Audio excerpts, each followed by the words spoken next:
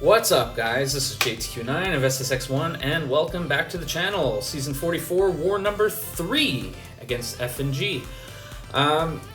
This war here, this was a fun war for me. It was, I've never used Sandman before. Get to bring him in for the first time. I newly ranked up, actually ranked him up probably about 20 minutes, 15 minutes before I took the actual fight. But we'll get to that one. So this one here, you know me with Penny. Anytime I get to use Penny in a war, she's my go-to, makes things very, very easy for me. I was never in doubt in terms of how to play this. Just a typical Penny cycle, and then move out of the way and let the Incinerates kind of do the damage. So throw the SP1 once they pass 1 bar of power, and then build back up to an SP2, throw it, and that usually comes very close to ending the fight. As you can see, I left them with about 5-10% health. And then the fight was over. So this next fight here against Sauron was funny because they initially had me taking it with Idoom, and I was like, guys, I'm taking Sauron a lot with Penny, and I'm pretty sure I can get this fight down, like, no problem. Like, I know the kind of the routine or the sequence, and I know it's just a regular Penny, so I get down. They're like, well, I don't know, you know, the other one might be fine, and blah, blah, blah. Anyway, went back and forth a little bit, and I was like, you know what, I'm going to take it with Penny, and I guess we're about to find out if it was actually the right call, because, well, when you leave a fight with 100% and a full bar of yellow, I'd like to think that's usually a right decision. So, no, with me, I was never in doubt that any chance I get to use Penny where it works in this situation, I'm very confident with how to use her and how to use her effectively. And as you've seen over the many seasons, she's my favorite champ of the game and still is, and I'm very effective with her. So this next fight was my inauguration with Sandman. I have done 0 research on him. My plan was to essentially throw the SP1, constantly get the Petrifies up, and try to avoid not getting any debuffs on me. The one thing I did not realize, as we're going to kind of go through this fight, because once the Petrifies get up, you know, they just kind of reverse all healing and just do kind of extra damage as well.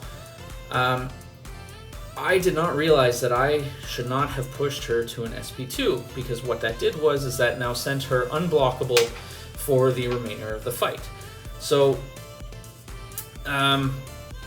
which is fine. It just means that my intercept game and my basically my intercept game has to be on point, otherwise we're going to be in a lot of trouble. Very lucky that I did have the invul boost there, but he is bleed immune and poison immune and shock immune, so there's nothing really that can do damage. I just have to make sure I don't get hit, because, you know, if you take too many 5-hit combos, there's a huge chance that she might crit you on one of them and kill you. So a little bit longer a fight. I know it's not the let's say the exact way you want to play Sandman, knowing that now, as we'll see in kind of a couple later wars, but very happy for kind of my inauguration, or my inaugural fight with him in this one. So my 4th and final fight in this war. Oh no, sorry, I lied. I have 5 fights in this one, I believe. Idoom versus Bishop. This one here is a little bit tricky. So what I wanted to do was, at the beginning, was because he basically will eat any buff you kind of get, I needed to make sure that as we went early on, that that he didn't keep eating my armor up that kept coming back. So I needed to make sure that early on I needed to dex out, kind of once the timer was there, to make sure that he ate the dex instead of my armor up. And then that way, from there, the fight becomes a lot safer. I become, you know, it's Incinerate immune. And then if he does throw the specials like the SP1s, then I'm at less risk. So the one thing that also makes this fight very challenging is that, because in an ideal world, I build to an SP2, and I throw it when he has a lot of power, and, you know, I do a heavy chain into that to be able to do kind of some insane damage. But the issue with this one is that it has a power sting effect to it as well. So anytime he crosses a bar of power, I gain a power sting. So although I'm not sure that I would have necessarily died had I thrown it, I was trying to play around it as much as possible, and didn't end up throwing my SP2 in kind of in an ideal situation. Ended up having to, yeah, you know, I got pushed to SP3 and then kind of just played it safely from then on in. So, I mean, the next time, I think there was maybe one opportunity in there that I could have, the power sting was down and he had 2 bars of power before he shot that. I might have been able to throw it at that point.